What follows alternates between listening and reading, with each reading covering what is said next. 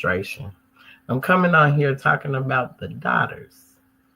I'm today years old when I just found out that there were the daughters of Adam, the daughters of Eve, and the daughters of Lilith. I'm today years old just figuring out who these daughters were because I never ever just heard the story of certain daughters specifically to these people. And so that's what I want to talk about today. We're going to talk about the Jubilee, what that's looking like, how we can confirm this biblically, and what is going on now that we're not quote unquote in the 9th year. But hey, based off the man's timing and his calendar, you're in a new year. But in actuality, you're really not in a new year. Not until it's spring, y'all. Not until it's spring. There's no way anything could be new when everything is dead. We keep saying that. Impossible for that to happen. So we're going to come on here and talk about the year of the Jubilee. I do want to touch back on the different forms of slavery again, because I think we because we're so caught up in thinking it's just one form, and that one there was one form that we were saved from, but there were others that we're still connected to, that we must free ourselves from, right? So I'm going to talk about that tonight with the Jubilee and the daughters of Lilith, the daughters of Eve, and the daughters of Adam, and the difference. Because we know they demonize Lilith so much. They demonize her, but we got to, everything they told us was evil and bad. We don't even believe it no more because they've lied so much. Like everything they told you in life has been a lie. So they have lied so much that we can't even believe that anymore. There's something more to that than what meets the eye. So we got to look at the underlining and read in between the lines of what all that is about. I wanted to play this video because it's mighty funny how tomorrow we're coming up on a anniversary of the insurrection or whatever for January 6th. And it's mighty funny they come out with a video the day before saying that the White House says transition of power to Trump may be delayed. Now, ain't this what they claimed he did to them 4 years ago? This what blows me about people, that they don't research or do anything to go back and verify. But it's mighty funny how they did this 4 years ago. So I'm just playing it because it was mighty funny to see her up here, and then she can't really answer the questions because they get up here and they're so dumbfounded. You wonder, how did they get in position? But I was years old today when I learned a lot of these judges, they're not even qualified to be where they are. So a lot of these people in position are not qualified.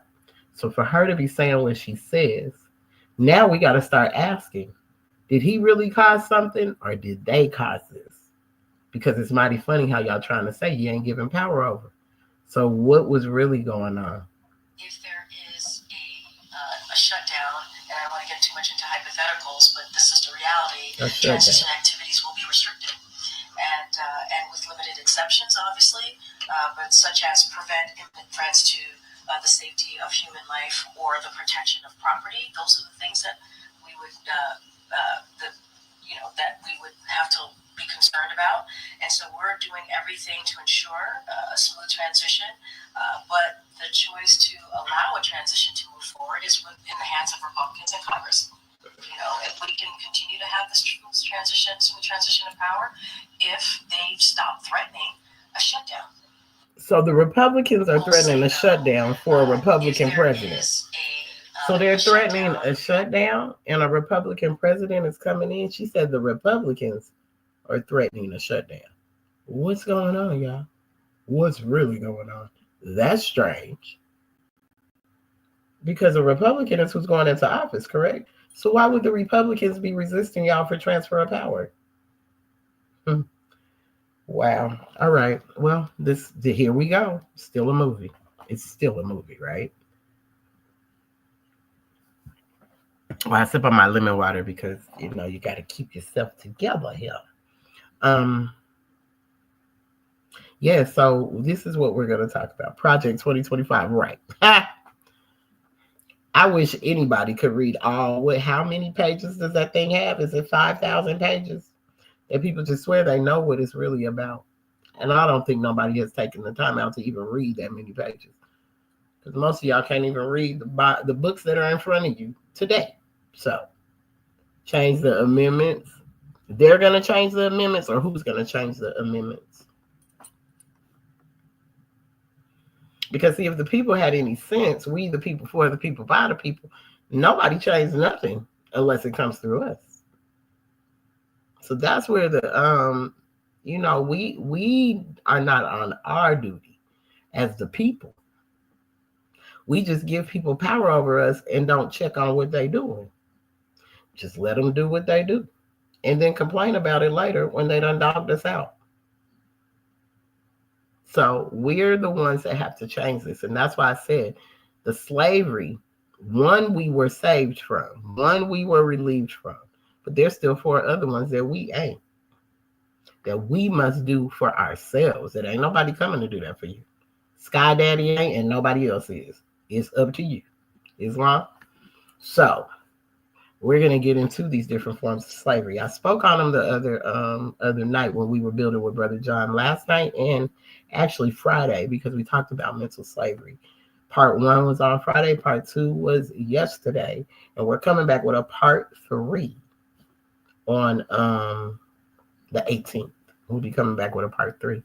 So when we can relieve ourselves from these different forms of slavery, then we can place ourselves in the affairs of man. But first, we got to let go of some of this stuff that we have allowed to be, that we have held on to. We know chattel slavery was one. Chattel slavery. They created you as property. If you were on last night and you heard about the Dred Scott case, you could see, even through that, during the time of the Taney Court, they were all pro-slave people. They were all for slavery. They were all for it all. Abraham Lincoln was not, and Dred Scott was trying to become a freed man. And freed and free are 2 different things, because freed means you were captive before. So you want to become this freed man.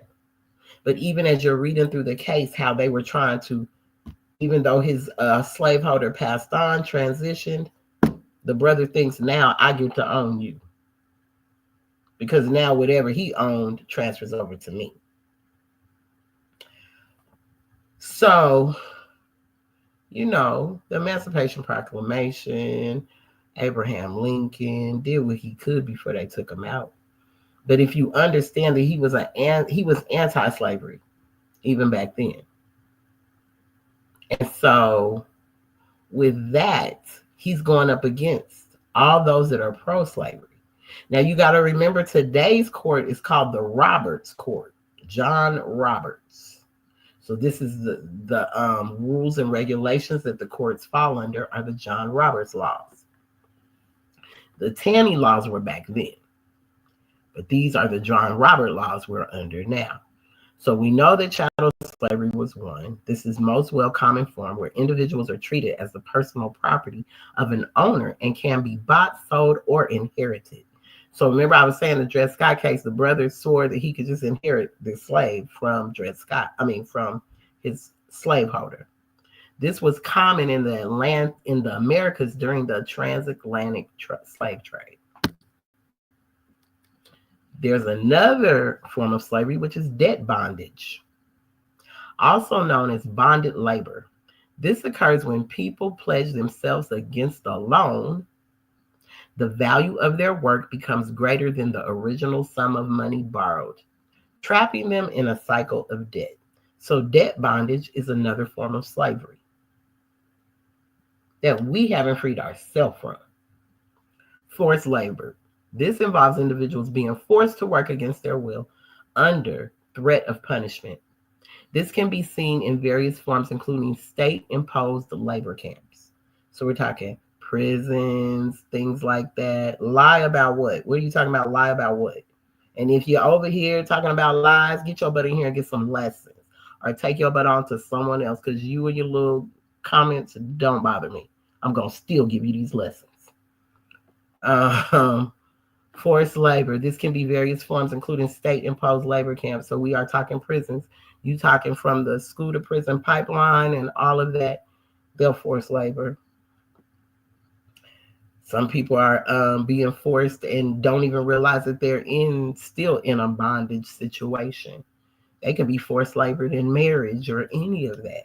So it doesn't necessarily have to just be an imposed labor camp. It could be anywhere. Some people are being forced to labor in their own homes. You have sex slavery.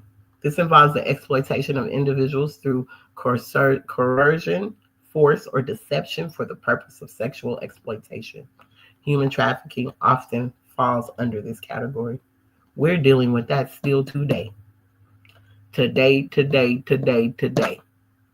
Whether it's Hollywood, whether it's the people in power, that's all you see is what that is. And that's still one. So we got debt bondage, forced labor, and sex slavery. We have domestic servitude. The form of slavery involves individuals working in households, often under abusive conditions with little or no pay and restricted freedoms. As I say, that can still go as domestic servitude can be done even in relationships, because I've had a landlord that his wife, the lady he was married to, now they were of another nation.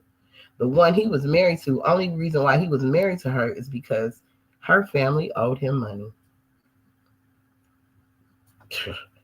I mean, that's domestic servitude. So she ran the restaurant. When you go in there to get your plate, she's at the front. She can't accept a tip. She can't do none of that. She'd be like, can you have a tip? No tip. Because he'll get her. So some people are still in domestic servitude. Some people are still in domestic servitude, even in their own homes. You got child slavery. This includes the exploitation of children for labor, often in hazardous conditions, and can include forced labor, trafficking, and child soldiers. You see that all over the world.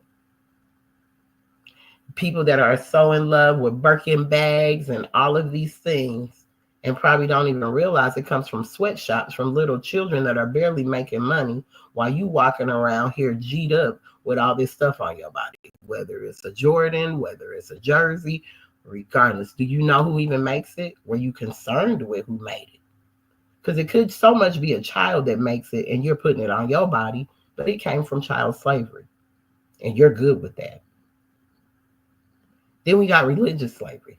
In some historical contexts, individuals were enslaved as part of religious practices or as a result of religious wars. These forms of slavery highlight the various ways in which human rights have been violated throughout history and continue to be an issue in some parts of the world today. Still going on today. It's in some parts, in all parts of the world. We're watching this happen now with so many people, whether you know them, whether you don't. You could go on and you find so many people missing in a 24-hour period. Thank you guys for the heart. Love you much. You can see it. It's all over these media platforms where they're finding children. They're finding this. This is happening. That is happening. So these issues are still here today. We're still dealing with them. And like I said, only one form of slavery we were freed from. The rest, we got to do this ourselves. This is why it takes us. I want to give you the different forms of these different religious practices. And I'm going to speak for my religion first and foremost. I want to say here what it says now. Islam. My religion is Islamism. So that's different because anybody can say that they're Islam. But the reason why we say our religion is Islamism, an old time religion, is because you apply the practice of Islam to your life. You don't just walk around saying, I'm Islam, and you know you have peace with nothing, not even yourself. So that's the difference between what today's Islam is and what Islamism really is about. And that's an old time religion. That was before Christianity or any of it. Because Islam simply means peace. Peace with everything around you. Nature, no matter what. Your brother, your sister, your mother, your father. Peace with everything and everyone. You hold no ill will. You hold no No judgment. You hold no hatred toward nobody. It's just all love. And no matter how nobody treats you, it's just all love. Islam. So I want to say that for Islamism, because they try to demonize Islam through media so bad based off of so-called people that do this, and that. And they'll say, well, they were connected to this and they were connected to that. And then you see Islam and you become afraid and you think it's something that's scary. But why are they trying to keep you so far away from peace?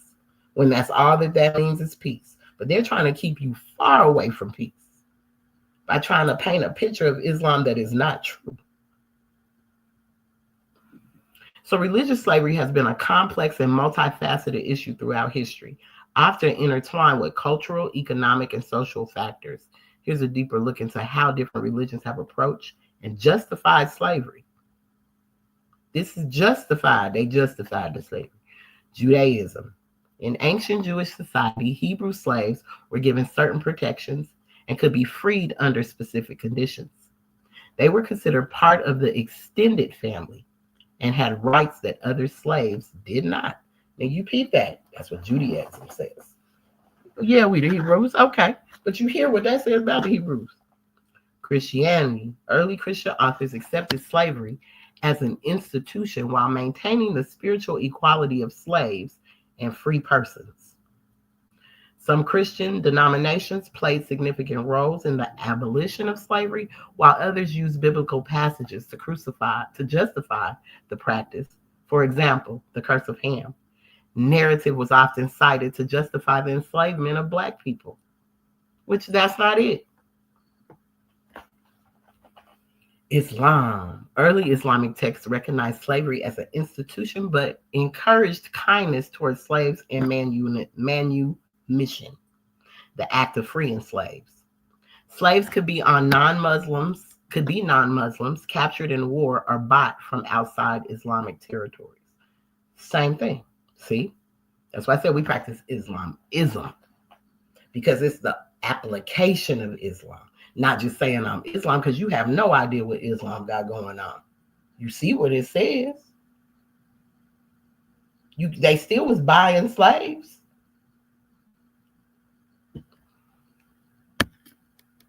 African traditional religions.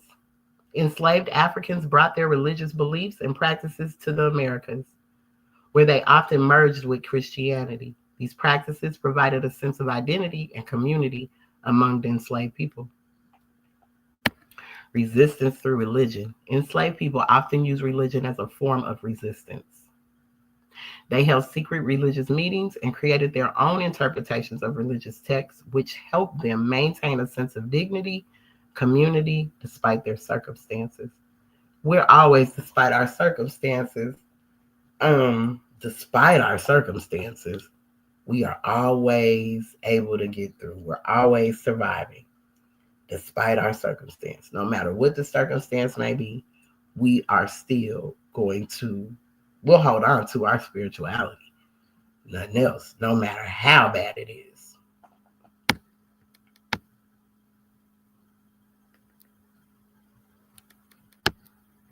So, those are the different forms. And the only way that we can be free is to free ourselves. Nobody's freeing you. So when freeing yourself, that's doing the work on yourself, which you should have been doing. Because now we're in a time you need your connection to the Most High more than anything. Like your spiritual connections more than anything right now. Because if not, then how you'll get through what's already here, not too sure how you'll hold on to that. Because you're gonna need a higher essence in order to hold you down at this point, Islam. So we're about to get into the book of Jubilee. And the reason why I started with these forms of slavery first and now going into the book of the Jubilee is because we're in the year of the Jubilee. We're in the year of the Jubilee. 2025, if that's what you want to call it. We know for us, spring is our new year. When spring hits, that's new year. But if we want to go based off of this, okay, we're in 2025, right? It's the 9. It's the 9 here. If when you add up 2025, it comes up to 9. That's where we're getting the 9 from. That's completion, but it's the year of the serpent. It's going to be the year of the snake, the serpent. It's the year of that. So it's the year of you getting these roots together and raising up into your higher essence of who you are. This is what this is about to be about. So if you love your lower self and you're going to stay in your lower self, you'll stay stuck in that energy and you won't be able to raise yourself up at all. It won't be a raise up at all.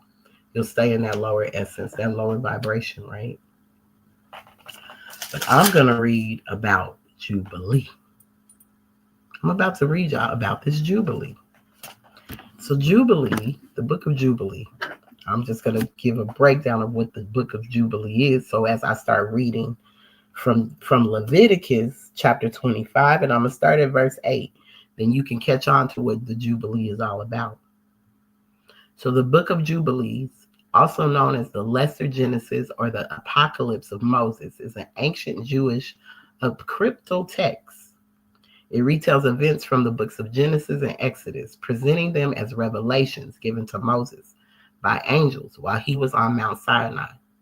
This book is divided into 50 chapters and covers the history of the world from creation to Moses.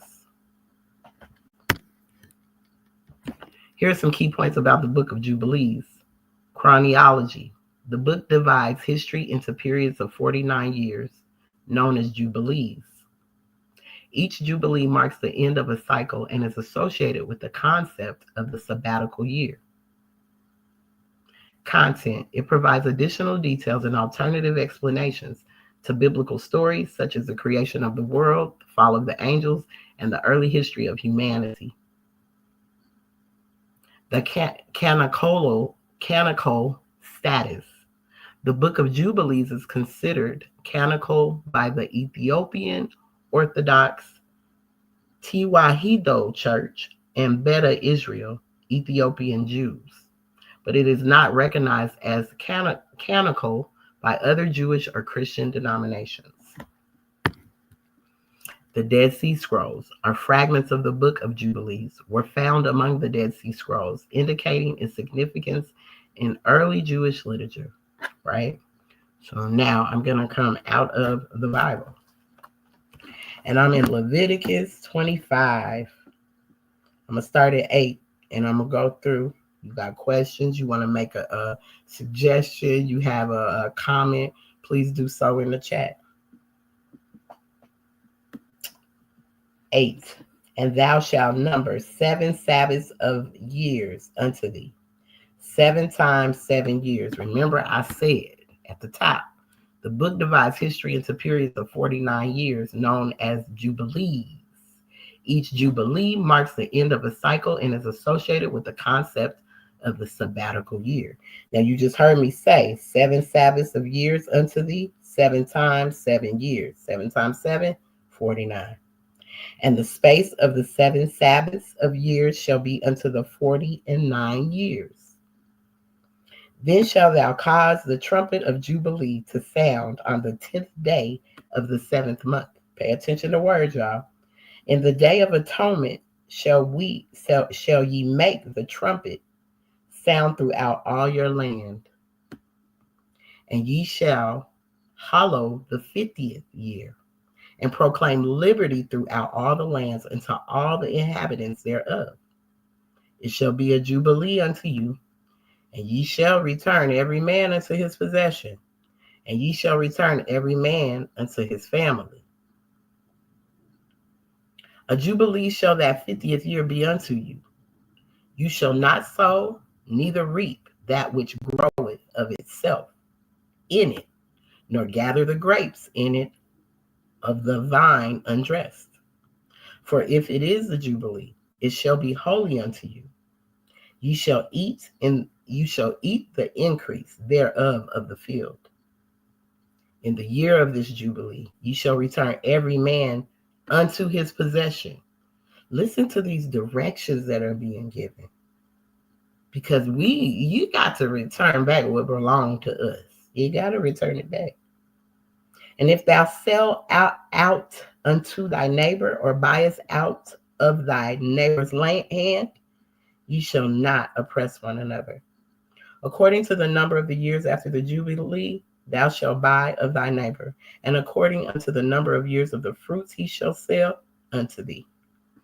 According to the multitude of the years, thou shalt increase the price thereof, and according to the fewness of years, thou shalt diminish the price of it. For according to the number of the years of the fruits does he sell unto thee. Ye shall not therefore oppress one another. You shall not oppress one another, people, but thou shalt fear thy God. For I am the Lord your God. Wherefore ye shall do my statutes, and keep my judgments, and do them. And ye shall dwell in the land in safety. And the land shall yield her fruit, and ye shall eat your fill, and dwell therein in safety. And if ye shall say, what shall we eat the 7th year? Behold, we shall not sow nor gather in our increase. Some people are asking why things seem to be so bad right now. Nothing's going right. Everything, why is things so bad?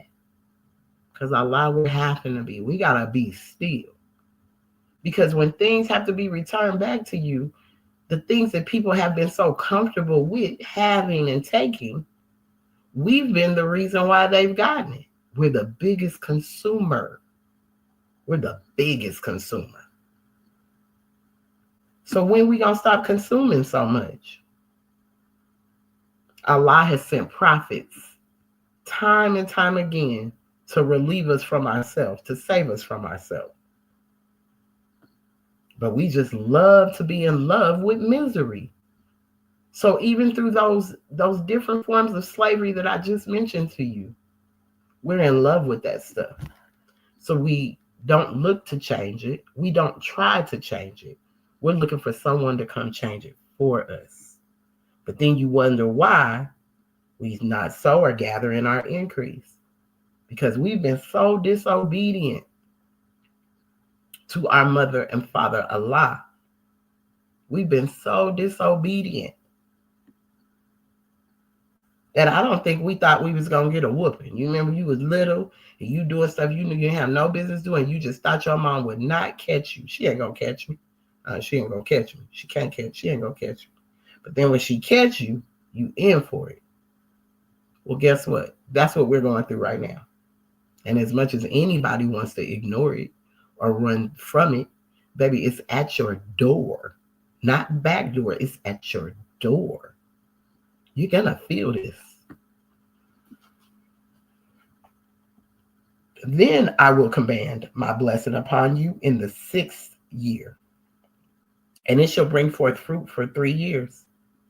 And ye shall sow the 8th year, and eat ye yet of old fruit until the 9th year. Until her fruits come in, ye shall eat of the old store. So I'm gonna say where I'm seeing that come from. You remember when everything was shut down and they had all that food stuck on the ports, and then they just closed down them ports again. Well, I'm gonna say the old food because so many people are finding out they're getting old food from the stores. They're going to Walmart, they're going to all these places, and they're bringing back old food that was probably sitting out there on them those ports for months, probably even years for all y'all know. You don't know how long that stuff's been sitting out there. But now it has reached the store shelves. And people are not only getting sick from whatever they're spraying, but they're getting sick from the food they're bringing home from these stores because the stuff is old. The land shall not be sold forever, for the land is mine, Allah. For ye are strangers and sojourners with me. And in all the land of your possessions, ye shall grant a redemption for the land. If thy brother be waxen poor and hath sold away some of his possessions, and if any of his kin come to redeem it, then shall he redeem that which his brother sold. And if the man have none to redeem it, and himself be able to redeem it, then let him count the years of the sale thereof, and restore the overplus unto the man to whom he sold it, that he may return unto his possession. So you know how we gave our stuff up? We got to get it back. We got to get it back.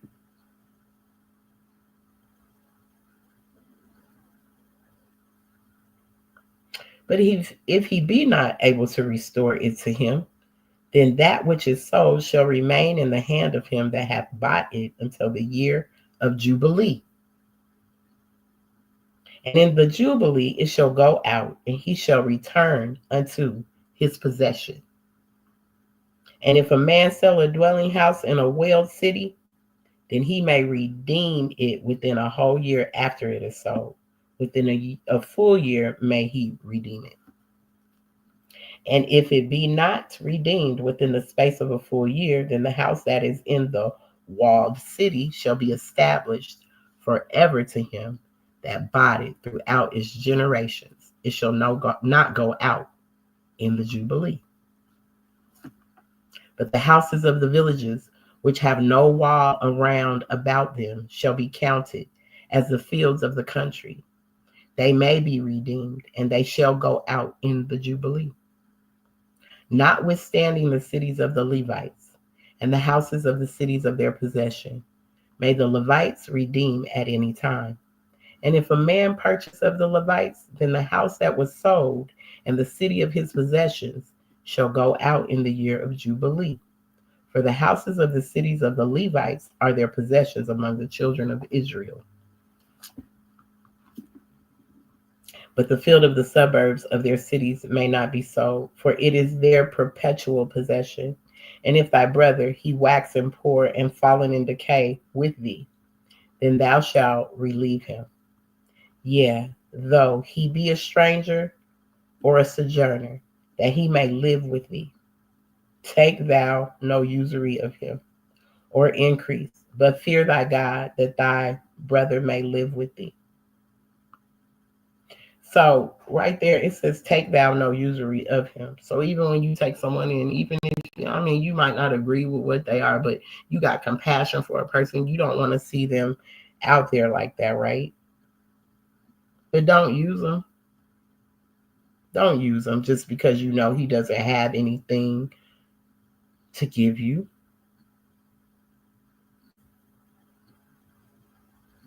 Don't use them. Like we will use our brothers and sisters because we see them in a position that they're not doing so well for themselves. But then you may offer a hand, but really you're trying to figure out how you can use them to your benefit. And that's all wrong. That's not right. You can't turn to meanness. This is why I love what Prophet Noble Drew Ali brought. I'm reading through this because the Jubilee, we're in this year of this Jubilee. So who are they speaking to? Who does this stuff return to? Who is the stranger and the sojourner? Who is that? I am the Lord your God, which brought you forth out of the land of Egypt, to give you the land of Canaan, and to be your God. So I'm going to read something out of our Holy Quran of the Moorish Science Temple of America. And it is actually chapter, I can go there too. Okay, we're going to go to the divine origin of the Asiatic nation. So you remember what I just read you? Remember what I just read you? Okay, we're out of Egypt. Where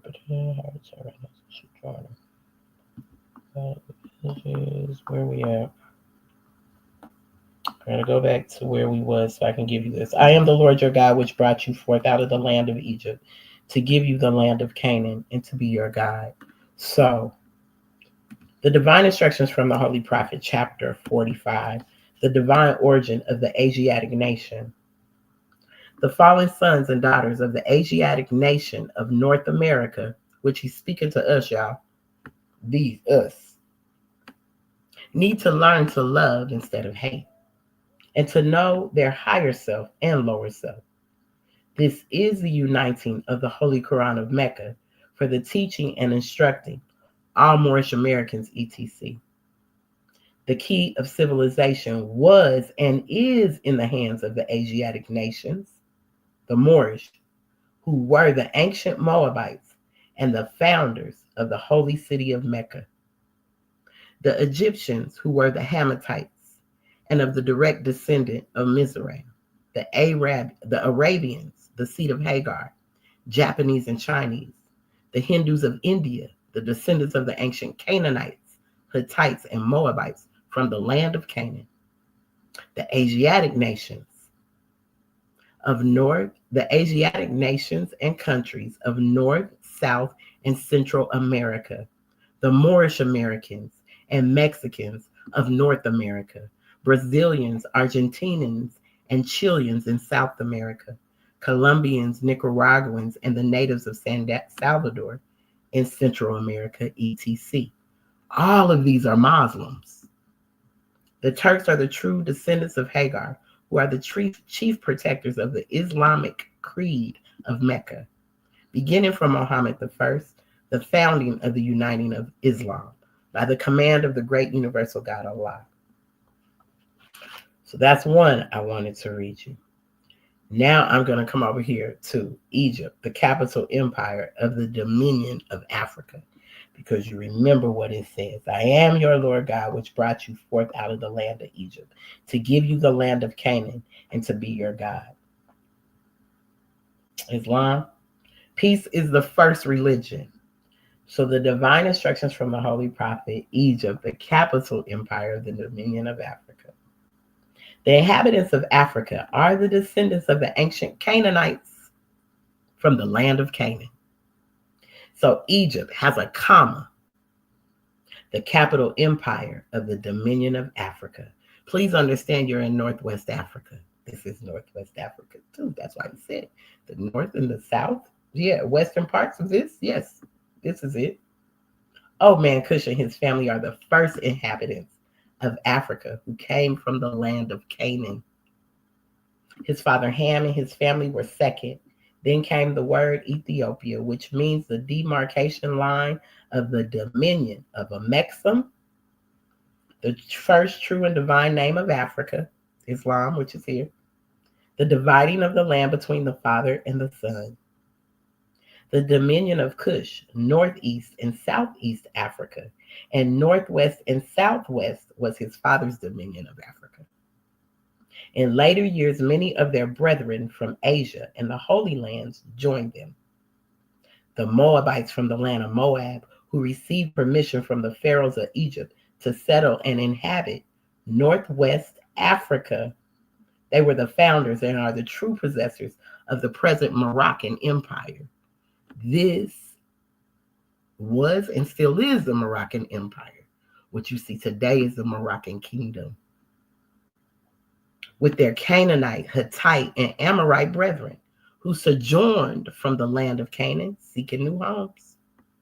Their dominion and habitation extended from northeast and southwest Africa, across the great Atlantis, even unto the present North, South, and Central America, and also Mexico and the Atlantis Islands, before the great earthquake, which caused the great Atlantic Ocean. The river Nile was dredged and made by the ancient pharaoh of Egypt in order to trade with the surrounding kingdoms. Also, the Niger River was dredged by the great pharaoh of Egypt in those ancient days for trade, and it extends eastward from the river Nile westward across the great Atlantic. It was used for trade and transportation. According to all true and divine records of the human race, there is no Negro, Black, or colored race attached to the human family, because all the inhabitants of Africa were and are of the human race, descendants of the ancient Canaanite nation from the holy land of Canaan. What your ancient forefathers were, you are today without a doubt or contradiction. There is no one. So as much as you keep thinking someone got their boot on your neck, there is no one who is able to change man from the descendant nature of his forefathers. unless his power extends beyond the great universal creator, Allah himself. So there is no one who is able to change man from their descendant nature of his forefathers. So when they gave us black, Negro, colored folk, African American, Ethiopian, when they put all this stuff on us, that's all that they can do, because they can't change our descendant nature. Because none of them can go beyond the great universal creator, Allah himself. These holy and divine laws are from the Prophet Noble Drew Ali, the founder of the uniting of the Moorish Holy Temple of Science. These laws are to be strictly preserved by the members of all the temples of the Moorish Holy Temple of Science. And they will learn to open their meeting and guide it according to the principles of love, truth, peace, freedom, and justice.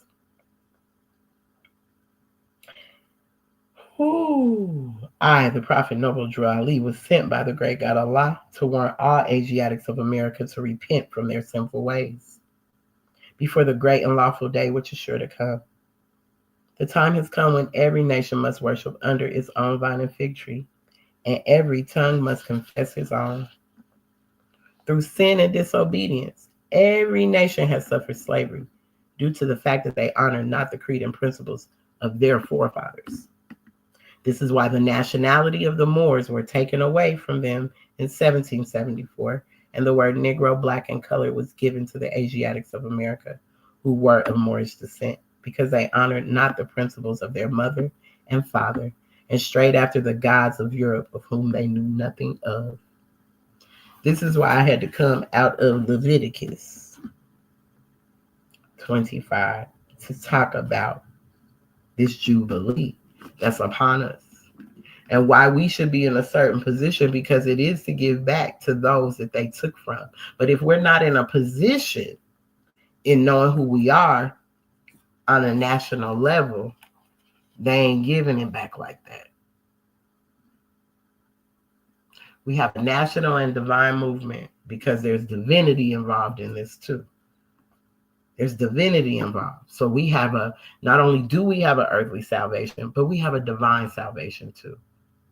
A lot that are here on this plane only have earthly salvations. So they can only obtain what they can on this earth plane. And it goes no higher than this.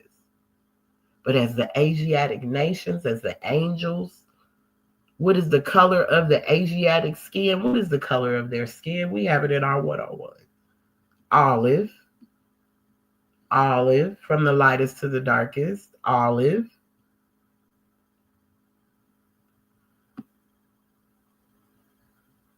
We are those that they must return back to. But if we're not in position to give back what belongs to us, and that means standing in the affairs of men, becoming more involved, become a senator, become a congressman, become something. They were just shown where a lot of these judges are sitting in these federal seats and they don't even know the Second Amendment to the Constitution. How about they ain't read the Constitution? So how are you up there to judge someone and you don't even know what you're supposed to be judging? So if it's okay for just anybody to put themselves in these positions, then we might as well just put ourselves in these positions too. Come to find out, some of these people haven't even had proper schooling to be sitting in a federal judge place. It's only based on because of who they knew. And maybe because their brother was, and so it was passed down. Remember I say about this slavery, serious, this mental slavery is still on us.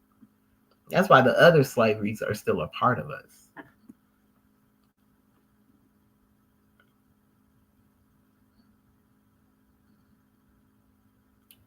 Because in here, they use, like they said, they used a lot of backgrounds, belief systems. They use these doctrines to pull out, to control someone, to control people. Whether it's the Bible, whether it's the Quran, whether it's the Quran of Mecca, they use it to create control.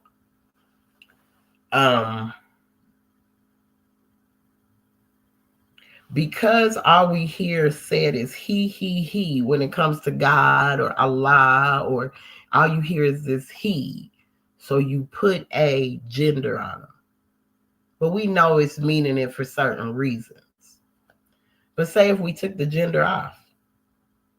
Say if we just took the gender off and you couldn't even put a gender on them. Do you think the ego would be as stirred up as it be? If every time you hear God or hear Allah, because every time you hear God and Allah is He, Him, Him. Not to say I get it. I know that it's for a reason. But I'm saying because of the mind. This is the mental. And this is where I say religious slavery is serious. Because people will use religious doctrine to enslave their own people. Because they want to be number one. And instead of following behind the prophets, and as Prophet Noble Drew Ali says, imitate I the prophet. Imitate him in his words, works, and deeds. And trace those words, works, and deeds back before you just involve yourself in it.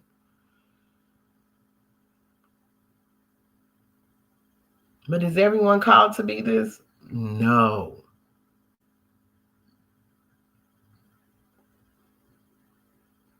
Prophet Noble Drew Ali is the only one Islamism. Because that's why I say we Islamism religion. Prophet Noble Drew Ali on the front cover of this. I'm going to show it to you. It's the only one I know in any doctrine that's doing any of this of talking about uplifting humanity. And that uplifting humanity, when I show you this picture of what the prophet meant, or what that means. Prophet Noble Drew Ali. You see this? Prophet Noble Drew Ali has one foot on the rock of salvation. The other foot is in the cares of the world. Right? This is Prophet Noble Drew Ali. He's holding up. That's a woman. What's on her dress? Humanity. Humanity. I wish you guys could see it. I know that's going to take away a little bit. But humanity. You don't see no more pheasants coming out, no water. You don't see nobody behind Prophet Noble Drew Ali. You see him banging this thing out on his own. He must be going in and out that water to go get all the sisters. Because there's no one behind him assisting. That's why I said they'll use religious doctrine to keep us enslaved because it is religious slavery. So even through the words that are used and them not allowing women to demonstrate and do all these things, Prophet Noble Drew Ali is the only doctrine I've ever seen like this. That talks about uplifting the sisters. That talks about uplifting the woman up out of the cares of the world. Because the cares of the world are always on us. Brothers get to move around as they please. That's why I don't even understand why we get to put a he in front of Allah or God.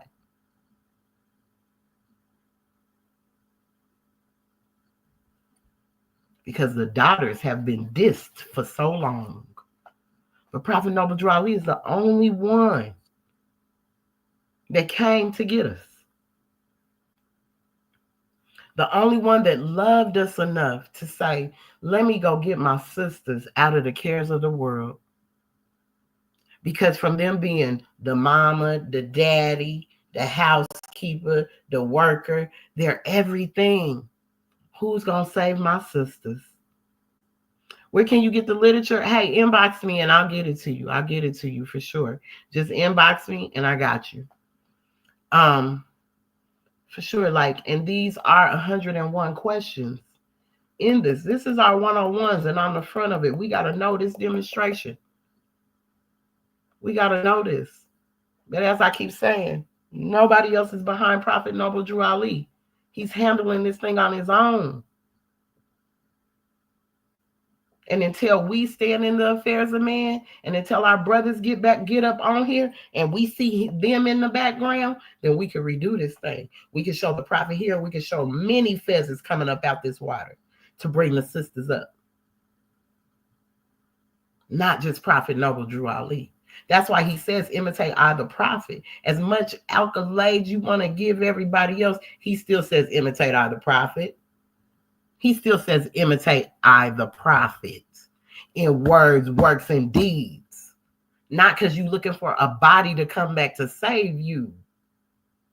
It's so disrespectful that you would even disrespect Allah like that, to not think that spirit continues to live and that Prophet Noble Drew Ali was a joke.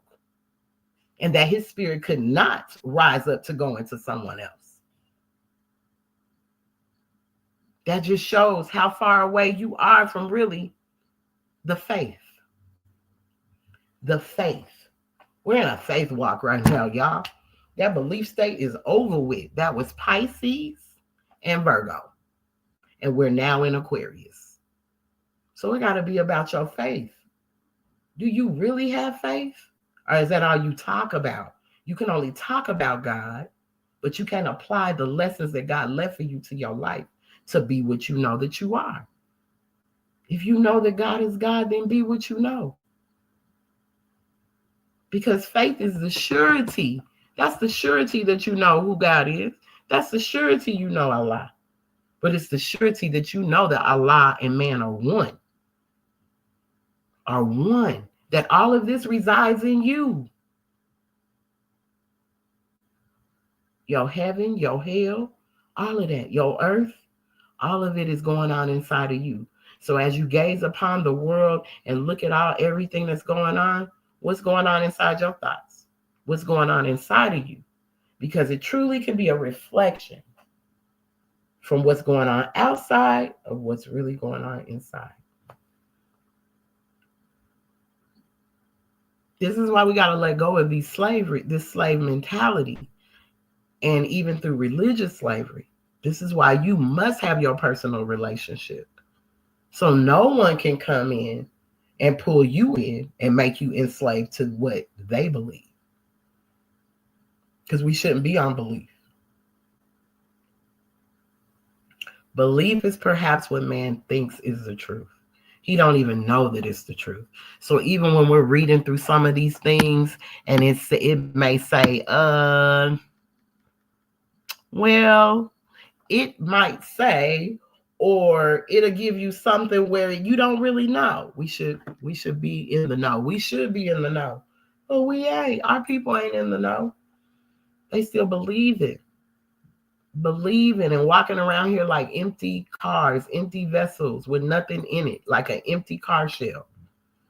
It's a Tesla, but ain't nothing inside the Tesla. It's a Lexus, but ain't nothing in it. No engine, no nothing. It's just a shell. That's how our people are walking around right now, as a shell, unknowing who they are. But here in the More Science Temple of America, know thyself and thy father got Allah. So in order to know Allah, you got to know yourself. You got to know yourself. So through this year of the Jubilee, we're going to talk about what they're supposed to give up. Okay, so the year of the Jubilee, we found it in Leviticus 25, 8 through 55, if you want to go read it. It describes a special year of remission and restoration that occurs every 50th year. Here are some key aspects of the year of the Jubilee. Land restitution. During the year of the Jubilee, land that has been sold would be returned to its original owners of their descendants. This ensured that families would not permanently lose their ancestral inheritance. 2, debt forgiveness. All debts were to be forgiven, allowing individuals to start afresh without the burden of financial obligations. Is this why y'all don't want to give over power? Wondering. Freedom for slaves. Hebrew slaves were to be set free during the year of Jubilee, reinforcing the idea of liberty and fairness. Rest for the land. The land was to lie fallow, and no agricultural work was to be done. This rest for the land was intended to rejuvenate it and also remind people of their dependence on God's provisions. So you remember me just talking about that in there, where it said you won't eat from it, and it won't bear, it'll be barren, and you'll be eating from the old food in the old store. You'll be doing that because that's the rest for the land. The land got to rest. Remember, I said sometimes you got to sit still when you're wondering why things are not going in the way that you want them to. Understand that Allah has control of this, and Allah is the one that's leading this. So certain rules and certain things have to go on.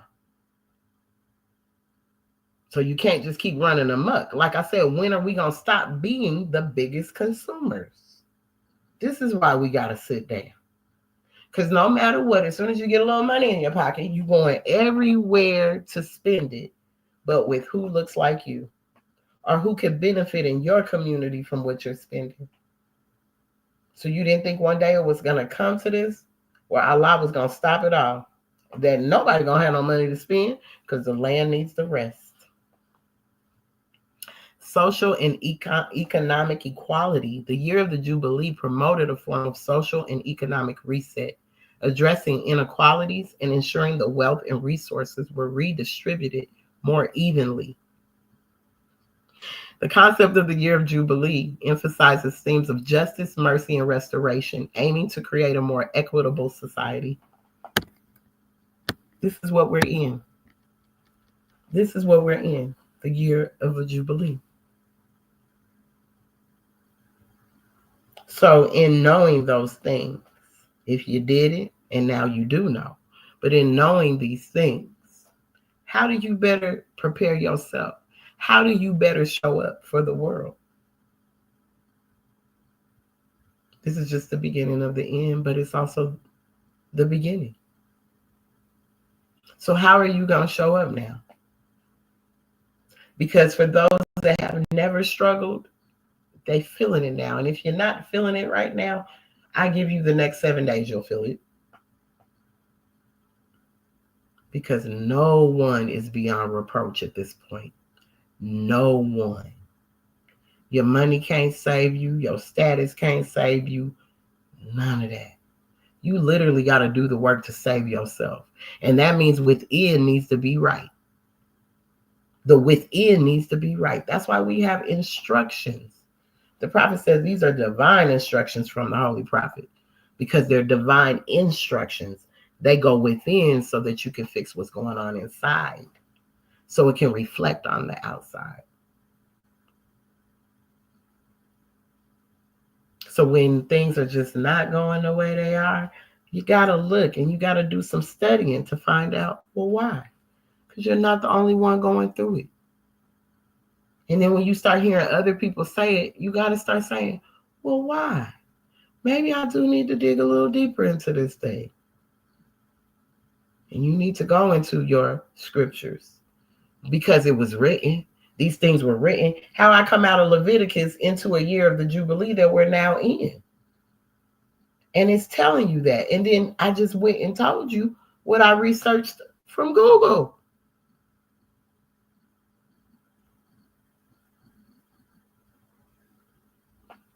So, what is our plan? What are we doing? And that needs to be something you're asking yourself from within, because when you start speaking to you within, then it'll come out. You don't have to tell the world what you're doing, but go within yourself and start having conversations with yourself of how you could better show up for society, your people in general, the world, your family, however it is we need to show up. Because if not, we'll be back into the same thing we just came out of. We'll put slave chains back on ourselves, not realizing we do it to ourselves. That's why I say this slavery thing is a mind state. You got to change your mind state. You got to change the way you think about yourself. You got to change the way you think about your community. You got to change the way you think about things. Like if you're giving it this lewdness and harmfulness and slander and anything that harms, that's in your thoughts, that's in your actions, that's in your words, then you're stuck in a realm that you're not going to come out of. You got to raise up into your higher essence of yourself, into that God self, so that you can tap into these things that are meant for you. Because it's not just on a physical level. It's just not a carnal thing. Divine is above. I mean, that's true. Earthly is just one thing. You mean I got a divine one too? But how you going to hold on to it? If all you can see is things on the outside and you ain't went into the inside to do any corrections, any work on yourself, you just think you're just entitled because. Well, let me say this to my melanated folks. Just because you are don't mean you're entitled to the benefits. Because if you ain't did the work, and then if you ain't proclaiming your nationality, I don't know what to tell you when they start screaming it or who they gonna give what to. But when the black, Negro, and colored person doesn't come up in the mix, and you've been marching and doing all that, that's because you missed it. It's nationality. Nation. What nation do you belong to? Do you know or do you not know? Because your nation is not the state you was born in. It's not the hospital that you was delivered at or none of that. That's not your nation. Our nationality is what's going to get us what we need. Proclaiming it in the correct way, not in a radical way, not in a mean way. Because like I said, they demonize Islam. They demonize it. But no one's come over here to study Islamism. Because Islam's one thing, and anybody can scream Islam. But if they ain't applying it to their life, then it's just Islam. That's why we say Islamism, to apply it to us. So we can be held accountable for our actions. Because as you pick up these lessons, and it's always asking you questions, all kind of questions in there that's going to ask you questions about being vain, about having all these things inside. It's going to ask you these questions. And these are going to be, at first, they're not going to seem like they got nothing to do with you until you start unfolding. And then you start saying, wow, that got a lot to do with me, and I need to fix that. I need to check myself on that. This is why I love the Holy Quran of the Moorish Holy Temple of Science. Divinely prepared by the noble prophet Drew Ali, by the guidance of his father God Allah, the great God of the universe, to redeem man from his sinful and fallen stage of humanity back to the highest plane of life with his father God Allah. See, every time I hear this his, even when I look at that, the great God of the universe, to redeem man from his sinful and fallen stage of humanity back to the highest plane of life with his father God Allah. I know it means woman, man, and both, right? But still, man, what's up with the his part? Because in carnal ways, this is why women don't have a voice. Because all you see in organizations, in pulpits, in any of it, is a bunch of masculinity. A bunch of men. And then when a sister does say something, oh, they don't want her to say a thing. Don't demonstrate. None of that. You've been held back from that. Why? Why?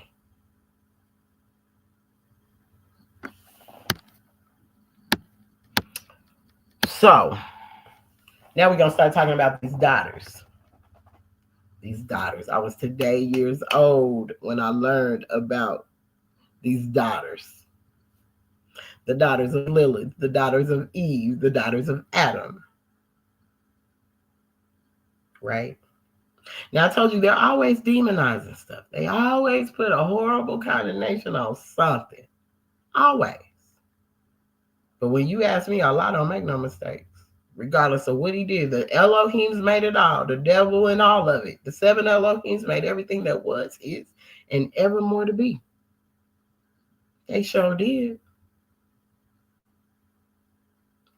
They demonized Lilith so bad that sometimes it makes me wonder why they demonize her so much. Why do they make her out to be this bad person? No different than they make. Why? Oh my goodness, come on, thing.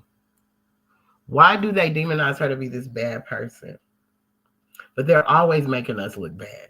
We're always demonized in one way, shape, or form. So that's why I have to look at Lilith differently, because they play tricks on our minds. They make us think one thing when it's really the other way around. Now, Lilith, we know, if anyone doesn't know, but she was considered Adam's first wife. So the daughters of Lilith are often depicted as supernatural beings or spirits associated with Lilith, a figure from ancient Mesopotamia, mythology, and Jewish folklore. Now, she's from ancient Mesopotamia. When you look at who that is, where that was, who does that look like? All right. In some interpretations, listen to what they're saying. In some interpretations, because this is what somebody is interpreting, not to say that it's facts, Lilith is considered a demon or a goddess of the night. So you're a demon in one part, but you're the goddess of the night in another. See the words that they throw at us. And her daughters are thought to embody similar qualities of independence, strength, and mystery. In modern literature and popular culture, the daughters of Lilith can represent a variety of characters, often portrayed as powerful, rebellious women who challenge societal norms and embrace their own unique identities. They might be depicted as witches, enchantresses, or other mystical beings who possesses special abilities and a deep connection to the night and the moon. Those are the daughters of Lilith. Really? But why do they want to demonize her so bad? And even if she was rebellious, was she rebellious, they say? I'm going to keep going because I want y'all to get this. The daughters of Adam typically refer to female descendants of Adam, the first human created according to Abrahamic religion, Judaism, Christianity, and Islam. In a broader context, this phrase symbolizes all women, as humanity is believed to have descended from Adam and Eve. In various religious and cultural traditions, the daughters of Adam represent different values. In Judaism, they are often seen as the matriarchs and pivotal figures in the lineage of the Jewish people. In Christianity, they embody the virtues of faith, humility, and obedience, drawing from the biblical narratives. In Islam, women are recognized for their integral roles within family and society, with an emphasis on modesty, faith, and community. Who are the daughters of Eve? The daughters of Eve typically refer to all women, drawing from the biblical narrative in which Eve is considered the first woman and the mother of all humanity. So she was just considered. Never considered Lilith. She was the first wife. They only talk about her in the Bible or no other religion. They say nothing about her. Wonder why they trying to hide Lilith so much. Makes you wonder, because religion, there's a religious slavery. So it makes you wonder, have they been telling the truth or no truth at all? You gotta ask yourself.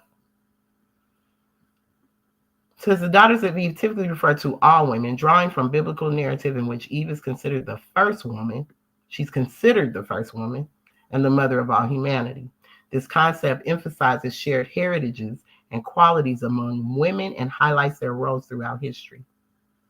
In various cultural and religious contexts, the daughters of Eve symbolize different virtues and characteristics attributed to women, such as nurturing, resilience, wisdom, and the ability to bring life into the world. What makes the daughters of Lilith different from the daughters of Eve? The concepts of the daughter of Lilith and daughters of Eve represent contrasting archetypes that reflect different aspects of femininity, values, and societal roles. Here are key differences. The daughters of Lilith origins based on the figure of Lilith from Jewish mythology. Lilith is often depicted as Adam's first wife, who was cast out of Eden for refusing to be subservient. Symbolism. Lilith and her daughters symbolize independence, rebellion, and empowerment. They represent the defiance of traditional norms and the assertion of personal freedom. I don't see what's wrong with that. See, because that's what I'm saying. It makes this patriarchal society what it is. When we forget that we have our own, we got our own freedoms too. There's things we like too. Everything ain't based on you. And that's where I think that it comes from. Because Lilith she had her own dreams and aspirations. She wanted to do some things too. She didn't just want to be up under him forever. Why? Because as soon as he gets hired, he gone. We get that now. So was it really supposed to be Adam and Eve? Because Adam constantly leaving his post. He's never on his post. He always doing something. Lilith didn't have time for that. So she wouldn't be subservient. She didn't want to lay up under you. No, she didn't. There was work to be done. Ain't nobody got time to be laying around booed up with you. There is work that needs to be done. So if you ask me, they try to demonize my girl, but she had work to do. Traits often portrayed as strong, autonomous, and mystical beings. They challenge patriarchal structures and embrace their own unique identities. Modern depictions in literature and popular culture, the daughters of Lilith can appear as powerful witches, enchantresses, and supernatural beings with special abilities. Islam angels. The Daughters of Eve origins draws from the biblical narrative in which Eve is considered the first woman and the mother of all humanity. Lilith was his first wife. They put wife on Lilith. What's wrong with being laid up? Don't be lazy being laid up. We ain't got time, man. We got bills to pay. Who got time to be laid up? Who got time for that, sis? No, we got things to do. We'll lay up when the nation's right. We'll lay up when our babies is good. We'll lay up then. But I'm not about to lay up with you and the world is in a disarray the way it is. This is why I got so much Lilith energy. Ain't nobody got time for none of that. There is work that need to be done because we got babies out here that need to survive. We got babies out here that need to be led right. So to lay up with who? What we doing after that? Is we going out to save the world like Jill Scott said? What she say? Let's take a long walk after dark. Let's take a long walk in the park after dark. Maybe we could save the world, bruh. Maybe we could save the world. But Eve was considered the first woman and the mother of humanity. Lilith was considered his wife. That's deep. Symbolism. Eve and her daughters symbolize nurturing, resilience, and traditional womanhood. What is traditional womanhood? I would like to know. They are often associated with the roles of motherhood and the continuity of human life. The traits represents virtues such as obedience, faithfulness, and nurturing. They embody the values associated with being a woman in patriarchal societies. You see how being a woman in patriarchal societies of what it is to be a woman to a man. But if you were so obedient, Eve, what did you go get that apple for? So you obviously wasn't as obedient as they try to play you out to be. And Lilith obviously was like, I'm not going over there to that apple. You go eat that apple and that's on you, Adam. Well, you know what? I'm out because I'm not about to do all that. I'm not doing all that. So what is you over there for meddling with stuff that you knew you wasn't supposed to be touching no way?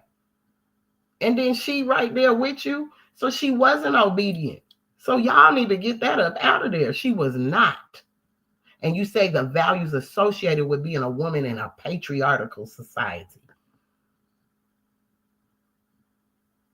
The abuse, my goodness. Cultural context. The daughters of Eve are seen as the matriarchs and pivotal figures in the lineage of humanity,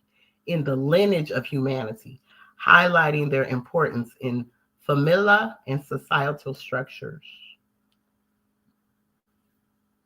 These archetypes reflect different perspectives on femininity and the roles of women throughout history and culture, while Lilith's daughters are often seen as a symbol of rebellion and strength. Eve's daughters embody traditional values and the nurturing aspects of womanhood.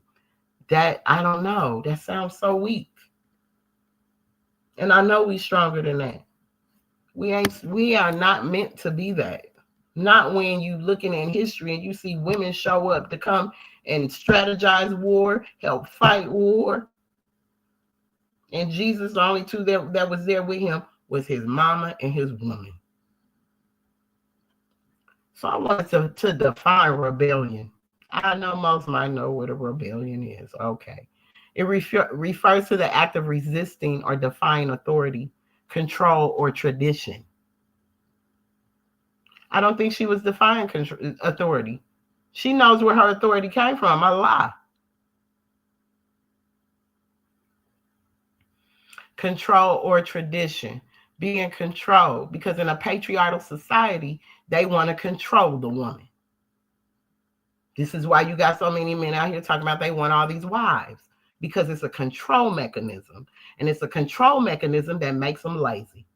Because he got 3 wives, he ain't about, what, he gonna go get 3 jobs? No. Rebellion. It involves a rejection of established norms, rules, or laws, often with the intent to bring about change. So we wrong because we want change? So that's wrong. That demonizes her because she wanted change. Because we like change. We feel change is good because change is growth. If you don't change, you don't grow. You're not growing.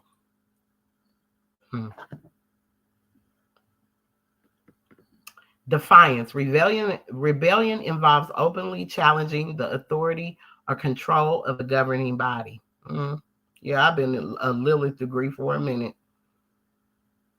Institution or social order. Yes, we are. Islam. I'm my fault if I'm not seeing the thing. Or social order. Motivation. It is often driven by a desire for freedom, justice, or significant change, whether political, social, or personal. It sounds like Lilith was on Prophet Noble Drew Ali's team, honey, and her daughters. Forms. Rebellion can take many forms, including protest, uprising, acts of civil disobedience, or even armed resistance. Historical examples. Many historical events are characterized by acts of rebellion, such as the American Revolution, the French Revolution, and the various civil rights movements. So rebellion it wasn't good for her to stand on hers, to stand on her square. And even when you rebel, it don't have to be necessarily that you're coming in a violent way. Because it says movements, the American Revolution, the French Revolution, the various civil rights movements. So it necessarily said you had to come with and be trying to take nobody out, but you can come with force from your words, and they don't have to be ugly. You just can have words that stick and have a lot of meaning and intention behind them. That's what that is. So that's rebellion. So she was rebellious. Lilith was so-called rebellious, right? But Eve had resilience. Women, we have resilience too. Resilience is the ability to adapt and recover from adversity, challenges, or difficult situations. It involves bouncing back from setbacks, maintaining a positive outlook, and continuing to pursue goals despite obstacles. Here are some key aspects of resilience. So she was resilient. The daughters of Eve are resilient. The daughters of Lilith are rebellious. Let them tell you. But when you're looking at this, resilience and the ability to adapt and recover from adversity, challenge, or difficult situation. Shoot, you can have a little degree in you and still do all that. And still bounce back. And you can still maintain a positive outlook.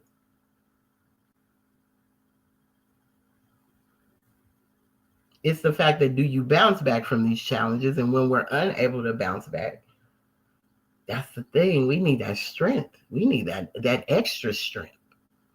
Adaptability, the capacity to adjust to new circumstances and find ways to cope with changes.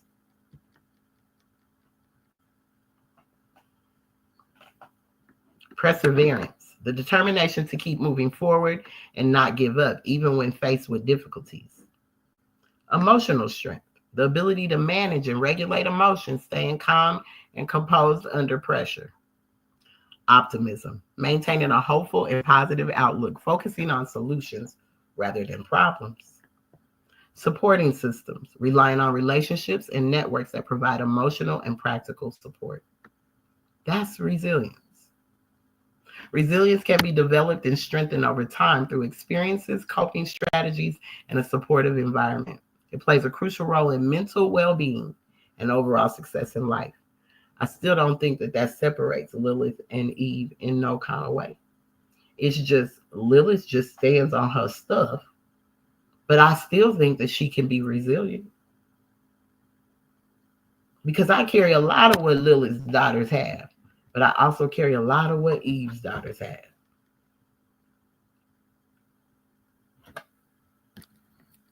Truly, I do. Truly, I do. So when I wanted to know, like, but why they gotta demonize her so much? Because in a patriarchal society, Lilith refuses to be subservient, and her independence threatens the patriarchal norms of ancient societies. As a result, she was often depicted as a dangerous and rebellious figure. Yeah.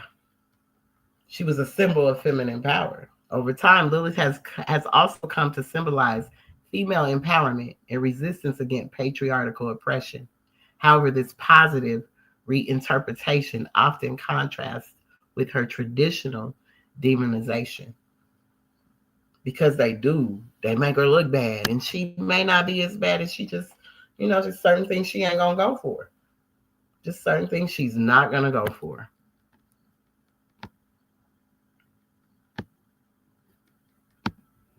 So in that, I can even look at Lilith and Eve as representing the higher self and lower self, if you want to look at it as that. That's what that could represent also. The higher self of who you are and your lower self. If that's how you want to look at it, because they do demonize her in that way, to say she's being rebellious and resistant toward things. But it's just she has an opinion. She has an opinion. And there's nothing wrong with that. And she has dreams and aspirations. And there's nothing wrong with that. A lot of times when we get lost of being up under someone, we get lost in them and we forget about us. We forget about us. So is that what it is? Is womanhood is in a patriarchal society? Forgetting about your dreams and aspirations and just being someone stuck in the kitchen having children all the time? Is that what she was being rebellious of? Of just wanting to be able to really be her husband's helpmeet? That he be hers?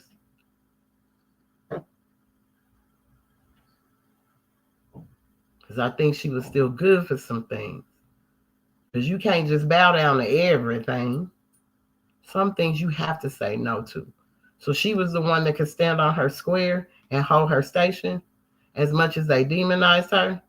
Because even when you demonized her, if we look at what a demon is, what is a demon? What's a demon? What's a demon? A demon is often described as a supernatural entity that malevolent and associated with evil. The concepts of demons vary widely across different cultures and religious traditions. But generally, demons are considered to be harmful spirits that seek to cause chaos, harm, or possess individuals. Why does she have to be demonized? Why?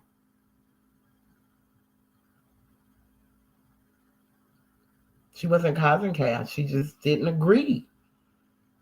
I mean, there's times I don't agree with people. But we got to be all right to agree to, agree to disagree. instead of being offended because don't nobody think like you or nobody is agreeing completely with you.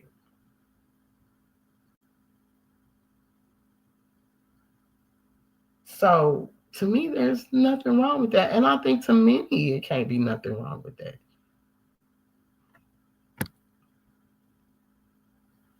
Because in Christianity, demons are fallen angels who rebelled against God and serve Satan.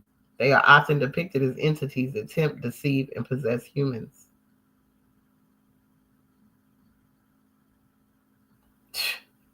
Okay, in Islam, demons known as jinn are being created from smokeless fire, with some being good and others malevolent. In Hinduism and Buddhism, demons, asuras, and rakshasas are often portrayed as antagonists, forces against gods and humans. So that's what they give us that demons are, right? The nature and characteristics of demons can vary widely, but they are generally seen as embodying evil. Yes, they are. I asked what the devil was. Because, you have devil, dragon, beast, Lucifer, Satan. I say devil, dragon, beast, Lucifer, and Satan.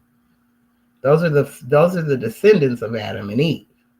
Those are the descendants of Adam and Eve. Yes, he's still a fallen angel. I wanted to get to something, though. I think it was Lucifer. Lucifer. Now, we all know Lucifer, right? So Lucifer, devil, dragon, beast, Satan. These are different energies, different entities. Not the same. Because even Lucifer is a morning star, originally referring to the planet Venus. The planet Venus is about love. The planet Venus is about love. So the name Lucifer comes from the Latin word for light bringer or morning star, which most of us know this. Originally referring to the planet Venus when it appears as the morning star. Venus as the morning star, and Venus is love. So we're not going to allow these people to keep demonizing our things and our stuff, because that's what they want to do. The Elohim made all these things, made all of them. They're the seven eyes of Allah. So if you want to call it good and bad, it had to be to create a balance. If that's what you want to call it. The balance had to be made. If everything's just all good, all good, there's no balance. There's no way the scales can balance themselves. So it's going to be some of that and some of that to keep the scales balanced. But it's how you respond to the lewdness and slander and everything that harms. Do you stay there? No. But you got to know it's there. You got to know that lower self is there. And you better know it well, because it'll act up on you and you'll lose control of it. And then there goes the scale again. Now the scale is leaning too far to the lewdness and slander and harmful things. You got to bring it back up. You got to balance it out. It's in there, but I don't have to use it. I don't have to use it and do anything with it to make anyone feel bad or do anything evil with this thing. I know it's there. I'm aware. It's there. And when it comes up, I know how to be like, no. Because it tries to come up. That lower self tries to come up. It tries to pull you on over here. Nah, we're going to stay up here. I'm not going to let it get to me. We're going to walk in peace. We're going to invoke love. So Lucifer being that morning star, when it's the morning star, it's Venus. It's love. It's love.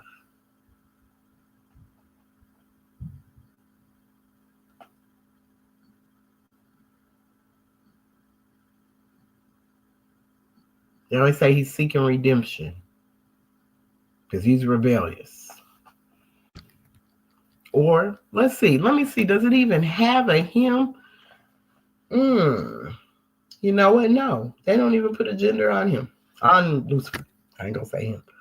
They don't put a gender on them right here. They don't even put no genders on the rest of them. Only time we start putting gender on anything when we start speaking of the Most High, the Mother and Father. And maybe that's why we do that. But we have to understand this is an all-encompassing. That yin and that yang go together. It's together.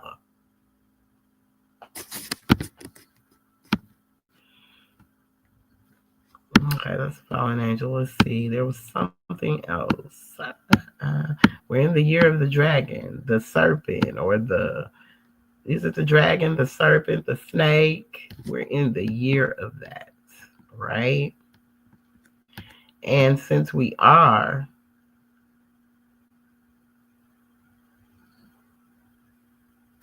wow, okay. Dragons often symbolize power, strength, and wisdom, but they can also represent chaos, destruction, and malevolence. European mythology. Let me see. Eastern dragons. Let's see. Western dragons. In European mythology and Western traditions, dragons are often depicted as fearsome beasts that hoard treasure and guard hidden secrets. They are commonly seen as adversaries to be defeated by heroes or knights.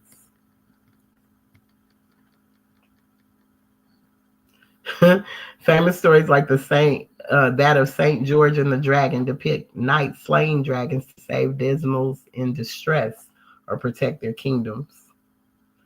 Eastern dragons. In Chinese mythology, in Chinese culture, dragons are revered as benevolent and wise creatures that bring good fortune, rain, and prosperity. I love dragons. They are often associated with the emperor and symbolize imperial power. So you see how some parts of the world, they'll demonize things and make them seem so bad.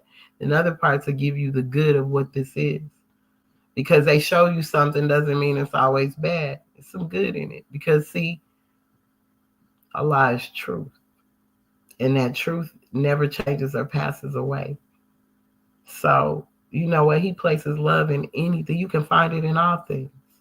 Because Allah is all. They're often associated. Okay, so the Japanese mythology, Japanese dragons influenced by Chinese traditions are seen as water deities and guardians of nature. So so that the Eastern dragon reigns more for me. You see, that just feels better. That just feels better. Because I love dragons. Dragons are amazing. The Norse mythology, dragons like Fenrir in the Norse sagas are depicted as powerful, malevolent creatures that heroes must overcome. Then the Mesoamerican mythology, the Aztecs and the Maya had dragon-like deities such as Quetzalcoatl, a feathered serpent associated with creation and wisdom. So the West demonizes the dragon, but in Mesopotamian mythology, Mesopotamian. You remember they even told that Lilith was from Mesopotamia.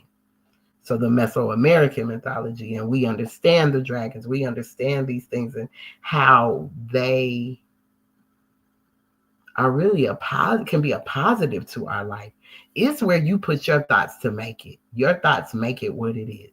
Your thoughts make it the good and the bad. Because that dragon do have a lot of wisdom. Dragons have wisdom. Dragons are versatile and enduring symbol in human imagination, representing a wide range of ideas, from guardianship and wisdom to chaos and danger. So see, it's what you put in your mind. Your thoughts create all things. So depending on how you place that energy on that deity is what you're going to get. That's what you're going to get. That is exactly what you're going to get. So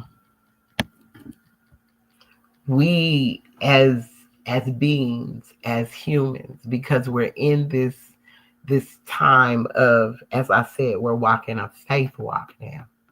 No more belief, but this is all about your faith. Your faith. Do you really have faith? Do you have faith that things will be all right? Do you have faith in your prayers that you pray at night? Do you have that kind of faith? Are you just still believing? Are you still on this belief thing that I believe it because somebody told me to? Not because I know, but somebody told me to believe that. And only because they read it from a Bible or only because they read it from a Quran that I believe it. I still ain't went back to fact check it. I still ain't went back to be for sure if that's what it is. I haven't even went to find a receipt. I'm just going to take their word for it. Well, that's belief. And that's perhaps what you think is the truth. You don't even know that it's the truth. And this is why now it's time for truth. You're only going to, that's the only thing that's going to manifest for you is truth. If it ain't truth, it ain't manifesting. So if you wonder why it ain't manifesting, because it ain't got no truth in it. And even with some of the things you're manifesting, you got to be careful about what you're calling into this realm. Because you could just be giving yourself an earthly salvation and not realizing your salvation goes beyond this earth plane, because you got an earthly and divine salvation. But if you want to stay dabbling down with the lower energy, then you can just get your earthly salvation. And so the Jubilee won't be for you, because you've already lived your heaven on earth that you wanted, and you didn't want nothing further than that. You wanted to be right here with your heaven on earth, and you wanted nothing else. When you are honored to have an earthly and divine salvation, so it don't stop here on this manifest. It can ascend. It can take you up to the highest plane of life, back to your Father God Allah. That's what this is about. So when we're watching and we're seeing what's going on in the world, and we know we're about to wake up to some other stuff. We know we're about to wake up to some stuff. They told you this right here. That they say it won't be, they will shut it down. More or less, they're going to shut it down before they allow a transfer of power. So who really did it the last time? Because this is the same thing they claimed went on the last time. But they're doing that same exact thing again. This is why we have to be on one accord as people. Because the prophet said we have to take this to all four corners of the world, to all nations, to teach it to all people. Not some people, not just those that look like me and you, but to all people. Because this is the truth. And truth never changes or passes away. And until we vibe on the truth, we're never going to live the 5 principles of love, truth, peace, freedom, and justice. We're just not.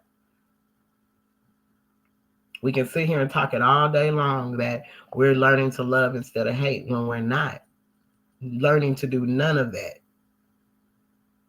When we're still being disobedient and rebellious to Allah. So we give Eve all these accolades and all these things. But who should we be following behind? Because she wasn't as obedient as it makes it seem, or she would have never bit that apple if she was that obedient.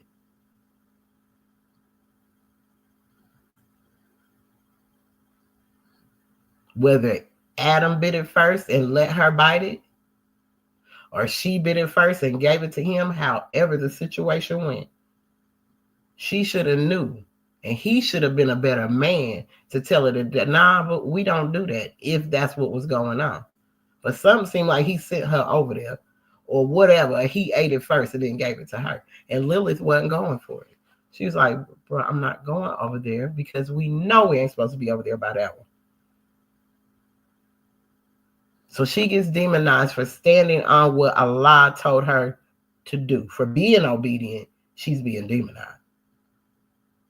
But Eve gets to be disobedient and still get the title of being obedient. No. Something's wrong there. Something is wrong there.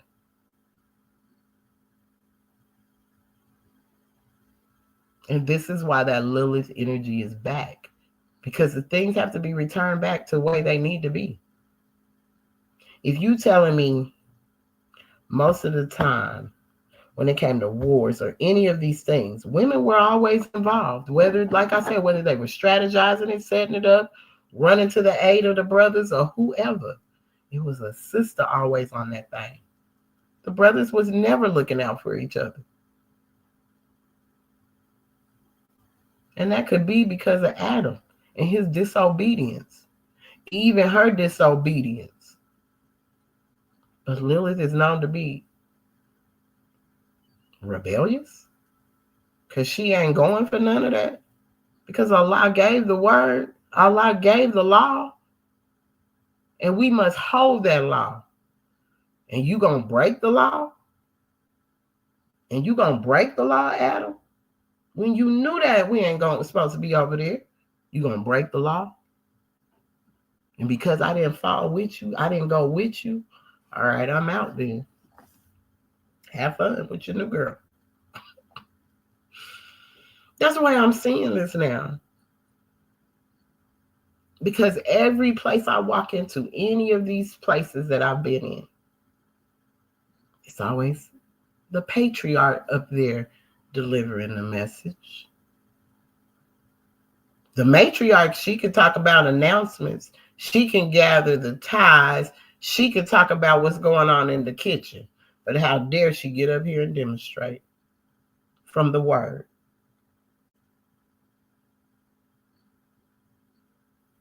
I will let you get up there every now and then and say a little few words or things and let you do a little demonstration. But for the most part, this us. And that's all you see. And then as soon as a woman speaks up for a woman, it's like they get uncomfortable and uneasy. And no, that ain't what it means because it means this. Do it really? Well, let's put it in context for what it means then. Let's put it in context for what it means then. If that's what it means. Because if you ask me, I still keep saying, well, dang, did these brothers mess up? Because he always saying him and he, and then when it comes to her, it's like, here's her. But what have y'all been doing is my question to the brothers. And what have y'all been doing to each other? Too busy worried about what you look like, how you're showing up, and how nice your car is, and the shoes you got on, and just all this competition against one another. Women are the same way. But brothers, y'all are more competitive than ever at this point. And it's really a turnoff. I'm sure to a lot of women, it's a turnoff. Because why are you competing with him, with another man? And then some of you brothers, why are y'all competing with your woman? You should be being her doggone everything, whatever she needs, pushing her business, helping her out whatever she needs help with. You should be showing up for her at every time with no questions asked. As much as women show up for y'all. So we got to stop demonizing certain things, and we got to look at the good that comes out of these things. Because I showed you from a Western perspective, they demonize the dragon. But from every other perspective, they don't. So you have to start asking yourself these questions instead of just going off of what these folks are telling you. And then research your question. Go and find out about it.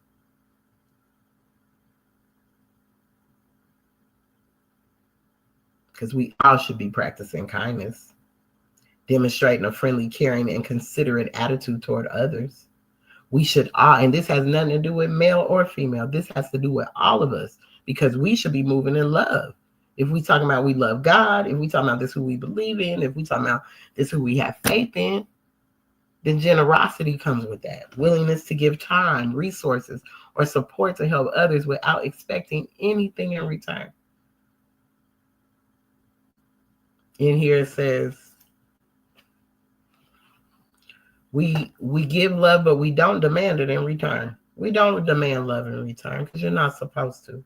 Because if a person really is of love and showing up from a loving place, then it's just going to be reciprocated.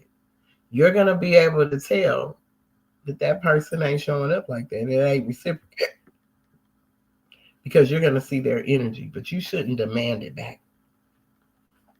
Don't demand love in return. Just love. And whoever don't grasp a hold to the love that you're giving them, that's on them. That's just on them. You've done your part. You've done your part. Compassion, showing empathy and concern for the suffering or needs of others and taking action to alleviate their distress. This is benevolence, y'all. This is love. This is what we should show up as people. Has nothing to do if you're a man, a woman, none of that. As people. Altruism, engaging in selfless acts that benefit others, even at a personal cost. I know so many people with benevolence in their heart and the way they show benevolence, but they got that little degree on them because they ain't trying to just go for what the status quo is and what everybody else is doing. Lilith just didn't follow the status quo. That doesn't make her a bad person. That doesn't make her bad. She just wasn't fit for, he wasn't fit for her. He wasn't fit for Lilith, and Lilith wasn't fit for Adam. Lilith was on a mission. To me, I feel like Lilith was on the mission I'm on. Uplifting the people, getting the people out of these conditions that they in, because we know they about to fall into these conditions. Because he about to go over there and eat that from that tree. So it's about to go down. So at least I can be the right hand of Allah over here. While they over there causing chaos and confusion in the garden, I'm going to stay over here. She was never disobedient to Allah. She might have been disobedient to Adam. But you see that that's where it says she was his first wife. And that Eve was the mother of the first mother of the humans. Wife helped me. They didn't even say she was his wife. So she just the baby's mother. Is that where this comes from? The baby mama syndrome and the baby daddy thing? Is that where that story revs from? Because maybe if Adam wasn't disobedient, maybe our households would still be together. You're not going to just put it on the woman. Because something else went on over there. That one woman wasn't trying to hear it.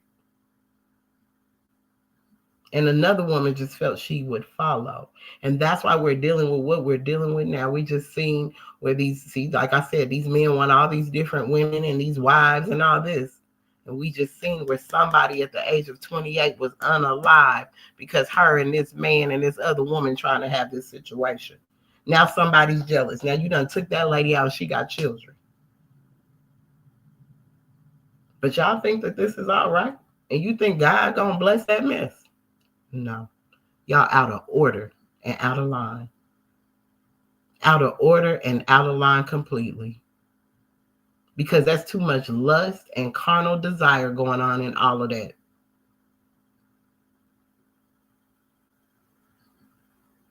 A woman ain't got to give nothing up to make things happen. Brothers, y'all always think you got to sling your thing out to make things happen. And you don't. We just need to have more respect for each other, more compassion for each other, more generosity and kindness coming from both sides. But what we ain't going to do is keep demonizing certain things that really ain't demons. We're letting society tell us that. And that's what's keeping us from our greatness. That's what's keeping us from Allah. That's what's keeping us from our higher self. We're allowing them people to constantly snatch us back down and snatch us back down to uneven the balance, to take away from the scales, to make our chaotic life more, way more. And we got to bring that balance. We got to have a balance, y'all. So we got to practice this. This is a practice. Because when you practice how to show up, then you're going to act that way. But you got to practice it. It comes with practice. And we got to practice on our spirits. We got to practice on our soul. We got to practice this thing so that we can get it right, y'all. You're in a 9-year. You're in a year of, for real, you're in a time we've never been in before. And I say this many times. We've never been in an Aquarius age before. So we've never been in the know and the wheel. We've never been in it. But now we are. And that means we have to shift our thinking. We got to change our mind state. We can no longer be in that mind state of believing everything they told us. We need to fact check their stuff of all the lies that they have told. Because they show fact checking you when you put some history up. Start fact checking them on their stuff. That's how we get back what belongs to us. This is how we reign in the year of the Jubilee. In love. In love. And as long as we show up as a nation in an intelligent tone, they can act a fool with each other all they want to out there. But the reason why it's telling you everything is going to stop, and maybe even the reason why they say it's about to be a shutdown, because Allah said the land needs to rest again. You remember when that thing came out in 2020, how the sky was so clear after we were in lockdown for what, like 7 days? How you could even hear the birds sounded different. Everything outside sounded so different and so crisp and so clear. Like you could really hear it. You could see the beauty of the sky. You could see the beauty of nature. Even when you went outside, you breathe. It was a different breath you brought in. It's like a renewing or a freshness because all the smog and all the stuff had just had time to settle down. Well, Allah could definitely be bringing us to this. And at this time, he can be bringing us to a point where everyone will have nothing. Because you'll have to learn how to depend on each other. So as much as you might not like the person that lives next to you, that same person might be the one that's going to feed you when there's no food. That person will be the one that'll give you water when your water done went out. I'll tell you, you can come on because your electricity, when the grid goes down, but they got a smart wall. And they invested in Tesla. And so they got a smart wall that their power ain't never going to go out because that mug generates all the time. So don't do it. Move in love. Move with compassion and kindness. Because when we're moving like that, we change the dynamics of the world. Our energy in love can do nothing but move things. So we use our energy in a loving way. No vengeful way, no chaotic way, none of that. We don't teach that over here. We don't teach that over here. Learn to love instead of hate. Learn of your higher self and your lower self.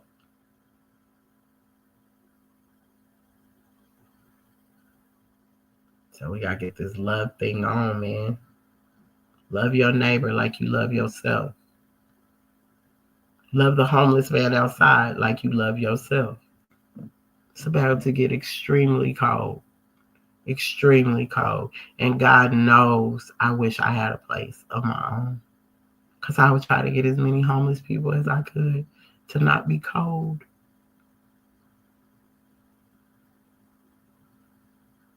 For real. That's the kind of love that we gotta spread, y'all. This is the kind of love that we have to give. So even being a daughter of Allah, a daughter of whoever, whatever lineage I came from, I know one thing that reigns in me is love. And I know one thing that I want to help to show the world and to help teach the world, because I'm not the only one that has it. It's how to love. It's truly how to love without demanding it in return. And when we can really learn how to do that, that is peace and goodwill to men. That's peace on earth. And we can obtain peace on earth, but it's going to be through us. And it's going to be through 5 principles of love, truth, peace, freedom, and justice. Because at the end, it's just us. It's just us. Period.